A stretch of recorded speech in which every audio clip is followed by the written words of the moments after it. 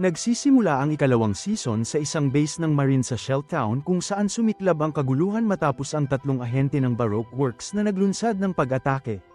Nagmadaling magtago ang mga Marine habang sina Mr. 5, Miss Valentine, at Miss All Sunday ay gumagalaw sa base, tinatalo ang sinumang sumubok na pigilan sila.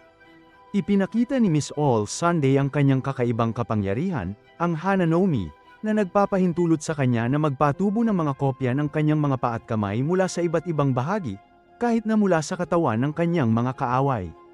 Gamit ang kakayahang ito, madali niyang natatalo ang natitirang mga marino. Matapos linisin ang base, tumungo ang tatlo sa isang ligtas na silid kung saan nakalagak ang katawan ni Mr. 7. Nag-aalala sila tungkol sa mga kahihinatnan kung matuklasan ng kanilang pinuno, si Mr. 0, ang nangyari. Dahil ang responsable sa pagkamatay ni Mr. 7 ay si Roro Noah Zoro, nagpasya silang hanapin siya kasama ang kanyang mga tauhan ng pirata.